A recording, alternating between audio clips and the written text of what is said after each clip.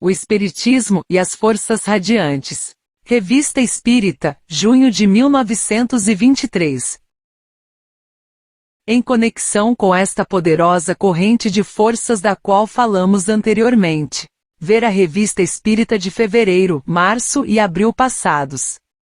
Uma corrente que anima o universo e da qual a eletricidade é apenas uma parte derivada, uma parte infinitesimal. Várias objeções nos foram feitas e nos perguntaram, entre outras coisas, se esta não é uma mera hipótese. Agora vamos ressaltar que já há muito tempo, a existência de grandes correntes eletromagnéticas tem sido observada em nosso planeta, que impressionam a agulha magnetizada e causam oscilações registradas por todos os nossos observatórios. Seu retorno é regular, periódico, e sua ação é sentida em todas as coisas. Parece que existe aqui uma imensa respiração cujos movimentos alternados e ritmo grandioso afetam tudo o que tem vida em nosso globo. A este respeito, recordemos as sucessivas descobertas que levaram a ciência ao seu ponto atual de conhecimento. Em 1897, Becquerel, enquanto estudava o sais de urânio, foi capaz de vislumbrar a radioatividade deste corpo. Este fenômeno tendo atraído a atenção de Pierre Curie, este último, ao tratar o minério de Fechende, conseguiu extrair o rádio, a única substância química cujas radiações são contínuas, sem enfraquecimento apreciável. Com isso, a ciência entrou definitivamente no campo inexplorado e prodigiosamente rico da radioatividade. Este fato considerável ocorreu em 1900, em um galpão miserável, aberto a todos os ventos. Quando Pierre Curie e sua esposa retornavam à noite para os preparativos necessários, era sempre um deleite observar no escuro os brilhos deslumbrantes produzidos pelos elementos do rádio. Isto não estava já intimamente relacionado com os efeitos luminosos e as belas colorações espontâneas que são vistas em certas manifestações espirituais? Em conexão com esta famosa descoberta, não podemos deixar de mencionar o desinteresse de Pierre Curie, que não só se recusou a tirar qualquer patente que estabelecesse seus direitos de propriedade, mas que nunca deixou de conceder a qualquer requerente informações, indicações ou processos relacionados à produção de rádio. Assim, desde o início a indústria e a própria terapêutica puderam se beneficiar das vantagens resultantes desta preciosa descoberta. Voltemos às manifestações espíritas, para dizer que as forças que entram em ação nestes casos não diferem, em princípio, das radiações que se encontram em toda a natureza. No fenômeno da tipologia e nas contribuições, em todos os casos de externalização e cisão, uma força é liberada do corpo do médium que atua sobre o ambiente circundante. É a este tipo de energia invisível que os espíritas e magnetistas deram o nome de fluidos. A ação dos efluentes à distância é reconhecida na prática por muitos estudiosos. A maioria das clínicas neurológicas tem sujeitos que podem ficar impressionados com o contato ou a proximidade de peças metálicas, cristalizações e até mesmo certas cores, sem que o sentido da visão desempenhe qualquer papel nessas reações. No final do século XIX, os médicos Charpignon e Despine já haviam realizado experiências interessantes sobre este tipo de influências. Seus sujeitos foram capazes de apontar sem erro os vários metais que lhes foram apresentados envoltos em envelopes opacos. Agora que a ciência penetrou neste campo, seria possível demonstrar a analogia entre todos os modos de energia invisível, por exemplo, entre o fluido dos médiuns e as forças que emanam das substâncias radioativas. Ambos podem impressionar a placa fotográfica envolta em papel preto, descarregar o eletroscópio sem contato, produzir efeitos fosforescentes e luminosos. Nas experiências realizadas em Gênova e Nápoles em 1922 com o médium Erto, por uma série de cientistas, entre os quais podemos citar os médicos Sanguinetti, Mackenzie e o eminente professor Morselli, os raios luminosos, visíveis a todos, emanam do corpo do médium. Sua intensidade está relacionada aos esforços da vontade do sujeito, auxiliado pelas solicitações verbais rítmicas e pelas palavras de encorajamento dos assistentes. Em seguida, ocorrem descargas e aparecem colorações, às vezes de um azul lunar, às vezes de um vermelho vivo, laranja ou amarelado. Os raios assumem a forma geométrica e às vezes até mesmo a aparência de globos brilhantes. O médium pode dar-lhes a direção que lhe é dada. Ver Revue Metapsíquica novembro-dezembro de 1922. Veja também as experiências similares do Dr. Oshorovitz e as de W. Crookes. Esta é novamente uma confirmação experimental do que dissemos em um artigo anterior sobre a ação do pensamento e da vontade sobre os fluidos. A intervenção dos espíritos desempenha um grande papel nestas experiências. Ele introduz neles um poder dinâmico que é ainda mais intenso porque os invisíveis são mais hábeis em lidar com os fluidos que são os elementos familiares de seu modo de vida, enquanto a maioria dos homens ainda desconhece sua existência. Assim, em algumas sessões, ocorrem aparições e projetam raios de luz brilhantes. Os presentes reconhecem amigos ou parentes falecidos. Em outros momentos, há ruídos e sons que variam desde os mais vulgares até harmonias de doçura penetrante. Seria supérfluo recordar aqui os fenômenos desta ordem relacionados em várias obras e particularmente no meu livro, No Invisível, Espiritismo e Mediunidade, capítulo 20, nova edição. A influência radiante dos espíritos é fácil de observar nesta ordem de fatos, pois ela é quase sempre perceptível para os presentes.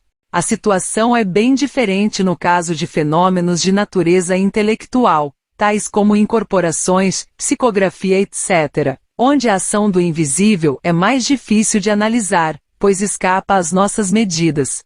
É aconselhável, portanto, deixar este assunto para os próprios espíritos. Eis o que o guia do nosso grupo nos diz sobre este assunto. O pensamento de cima se reflete no cérebro de um médium da mesma forma que uma imagem é revelada em uma placa fotográfica. Você vê cada uma das partes que compõem a linha aparecer sucessivamente, e você vê o desenho das imagens que terão sido refletidas ali. O reino do pensamento universal é como uma grande pintura, rica em cores e relevo, que por processos similares impressionará o cérebro humano. Assim, nos médios, cada parte será desenvolvida separadamente. É por isso que você vê neles as faculdades variando de acordo com o grau de sensibilidade das várias partes do cérebro. Acontece em certos momentos que um médium transmite mais facilmente os pensamentos que emanam de nosso ambiente. É por isso que os espíritos, especialmente dotados, se esforçam para desenvolver esta ou aquela faculdade que parece estar latente no cérebro de um médium. Hoje, por exemplo, o médium detectará ondas extremamente sutis, tais como ondas musicais etéreas. Mais tarde, ele captará os efeitos vibratórios decorrentes da diversidade de personagens, paixões, sentimentos etc. Estas operações psíquicas se tornarão cada vez mais fáceis à medida que as ondas sutis tornarem as células vitais do sujeito mais maleáveis. O cérebro dos médios desempenha assim um papel análogo ao das estações receptoras no wireless. No dia em que você os tiver multiplicado, a atração estará finalmente em equilíbrio com as forças do espaço, e você registrará feixes fluídicos e correntes de pensamento de origem extraterrestre. Você terá estendido sobre a superfície de seu globo uma rede vibratória sobre a qual atuará todas as ondas projetadas tanto pelos desencarnados quanto pelos habitantes dos planetas mais avançados do que o seu. Assim sendo, pode-se observar que quanto mais alto um espírito progride e se eleva na hierarquia espiritual, mais poder ele adquire sobre os fluidos etéreos. De modo que se pode inferir que um dos objetivos essenciais da evolução é o conhecimento e domínio das forças potenciais do universo, enquanto os espíritos inferiores têm prazer no manuseio dos fluidos semimateriais que estão em uso em fenômenos de natureza física. Esta poderosa energia, que anima o universo, é portanto o objeto constante dos estudos da vida espiritual. E todos os seres que participam dela procuram assimilar seus elementos mais sutis. pois com esta posse crescente aumentam sua participação na obra divina e nos puros prazeres que lhe estão ligados. Esta energia, considerada do nosso ponto de vista terreno, nos aparece como a totalidade das forças que animam o cosmos. Sempre igual a si mesma como massa, ela está em constante mudança em suas muitas aplicações. As transformações que ocorrem entre os vários sistemas de forças nos levaram a acreditar que há uma perda de energia, mas isto é apenas uma aparência. O total da soma permanece sempre o mesmo. Em seu notável livro sobre a lei de Newton, Max Planck admite o princípio da inércia. Ver Max Planck. A lei de Newton é a única lei, Gautier Villars. As forças universais, ele acredita, estão em perfeito estado de equilíbrio e não podem mudar seu estado de descanso ou movimento pela intervenção de outro princípio que é a causa desses movimentos. Nas diversas correntes de força, positivo e negativo correspondem à ação e reação, atração e repulsão, resultante da ação recíproca, base da lei única de Newton e do princípio do equilíbrio universal. Todos os fenômenos resultam de variações entre essas diversas correntes, variações que são determinadas pela ação do espírito. A compreensão do dinamismo universal, levada até suas consequências finais, demonstra assim a existência de um princípio espiritual, o princípio superior da vida e do movimento. Os elementos da matéria projetados pelo espírito em uma região do espaço formam sistemas animados por um movimento giratório, que gravitam em torno uns dos outros indefinidamente e de maneira uniforme. As estrelas se tornam assim ímãs gigantescos e atraentes através de seu rápido atrito no éter. Em resumo, é sempre a ação do espírito que põe em movimento o dinamismo universal e todos os sistemas de mundos. Assim, nas alturas da vida espiritual, pensamento, vontade e poder se unem para realizar a sublime obra do cosmos, cujo arranjo encanta e encanta a todos os que penetram em suas leis. A partir daqui só podemos perceber alguns detalhes, mas no futuro as perspectivas se ampliam e permitem que nossos amigos invisíveis nos falem com maior competência e amplitude sobre este grande assunto. São eles que nos apresentam as grandes obras que estão sendo trabalhadas no invisível e o progresso que está sendo preparado para a ciência humana no conhecimento das forças universais. Eles nos dizem que do além, feixes fluídicos que emanam de grupos de espíritos desencarnados altamente evoluídos estão constantemente procurando perfurar as nuvens de matéria que cercam sua Terra. Já produzimos algumas fendas, e através dessas fendas ou saídas esperamos reacender as centelhas divinas que estão adormecidas no ser humano. No decorrer dos séculos, muitas existências ocorreram em seu globo, uma mistura de paixões, esperanças e fé, cujas radiações constituem uma atmosfera fluídica que muitas vezes é como uma barreira ao redor de sua terra. Quando o ar se torna fino ou corrupto em seu mundo, a vida se torna instável, e às vezes se decompõe. Do espaço deve ser estabelecida uma correlação, mas quando a vida invisível não pode entrar em contato com a vida material, o equilíbrio é quebrado, perturbações, eventos trágicos são possíveis na direção de uma evolução puramente material. Gostaria de fazer você entender o curso dos acontecimentos em seu globo, mas só podemos abrir uma janela estreita sobre o espaço. Entretanto, já devemos notar que a comunhão de pensamento entre você e nosso mundo está sendo estabelecida mais facilmente, mas para isso precisamos do impulso da alma, da oração e da fé que ilumina o caminho e rompe os fluidos materiais que se interpõem no caminho.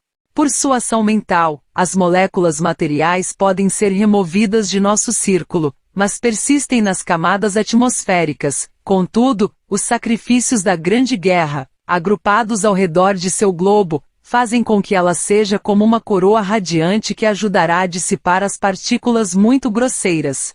O Espiritismo é o grande inspirador da fé. Ele deve ser usado com sinceridade. Quanto mais centros espíritas houver, mais convencidos serão os seguidores. Mais facilidades encontrarão dentro deles para a projeção de fluidos geradores de vida e moralmente regeneradores. Cada centro espírita, cada alma de fé ardente, ajudará a atrair os feixes radiantes. Desta forma, podemos penetrar melhor na camada de material que o envolve e purifica uma atmosfera ainda tão cheia de elementos impuros. Até agora tem havido fendas, pois há alguns focos iluminados, mas também há regiões escuras. À medida que o trabalho de despedaçar continua, os lugares escuros estão gradualmente se iluminando. É nossa esperança que as lágrimas aumentem e que uma nova direção seja tomada nas mentes daqueles que dirigem os destinos das nações. Em resumo, um fato emerge dos estudos que temos feito há vários meses. À medida que o homem sobe as árduas encostas que levam às alturas da ciência e do conhecimento, ele vê a majestade do cosmos e o esplendor de suas leis aparecerem para ele em aspectos cada vez mais imponentes. Ele chega a compreender que o espírito domina e governa o mundo, que a natureza é sua escrava. As forças são apenas os agentes para a realização de seus vastos planos e para a realização de seu objetivo. Ele entende que sua alma não é mais que um reflexo da suprema inteligência que governa o universo e que, seguindo seu exemplo, ele pode comandar a matéria e as forças radiantes, o progredindo, trabalhar para avançar e espiritualizar tudo o que o cerca, para elevar os seres e as coisas a estados cada vez mais perfeitos. A partir daí, não é mais em coisas externas transitórias contingentes que ele coloca seu objetivo essencial, a meta de sua vida. Ele se propõe a colocar em ação, através de um constante desenvolvimento de suas faculdades e qualidades morais, os poderes e recursos que se encontram adormecidos nos recessos de seu ser, as instituições políticas e sociais, e as formas de governo e sociedade, continuarão em vão enquanto o homem não se aperfeiçoar.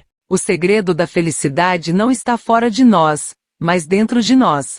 Como diz a antiga sabedoria, você saberá que os males que devoram os homens são fruto de sua escolha e que essas pessoas infelizes buscam longe deles os bens dos quais eles trazem a fonte. É penetrando no segredo destas leis e compreendendo o manejo destas forças que o homem pode entrar na grande comunhão universal cujo princípio está em Deus e fora da qual não há felicidade. Mas ainda há poucos homens que conhecem sua natureza espiritual, o verdadeiro propósito da existência e a lei de seu destino. A grande massa da humanidade, em vez de reagir contra a matéria, submete-se servilmente ao seu jugo. Mergulhados na escuridão, eles estão sujeitos ao império dos sentidos e buscam apenas os prazeres físicos. Para triunfar sobre as influências grosseiras, para vislumbrar o futuro da alma, para discernir seu papel e seu propósito, é necessário ter penetrado na vida além, ter entrado em relações íntimas com o mundo invisível, ter recebido os ensinamentos das grandes almas que alcançaram as alturas da sabedoria e da luz. Mas ainda há apenas alguns poucos buscadores que possuem estas convicções. Estes adquiriram a certeza e a confiança que são os pontos fortes por excelência em tempos de luta e julgamento. Todos os dias vemos homens que são chamados de estudiosos pelo povo comum e que, quando desejam falar de coisas espirituais e da vida além, mostram uma hesitação que é surpreendente. É porque para lidar com competência com estas questões profundas, o estudo nem sequer é suficiente, é preciso ter amadurecido na dor. O sofrimento, o despertador da consciência, é a chave que abre nossa compreensão para a compreensão das leis eternas que governam a vida e a morte. Pouco a pouco, à medida que o ser humano avança no caminho sagrado, a superioridade do espírito sobre a matéria se baseia juntamente com o poder criador do qual Deus depositou uma parte no homem.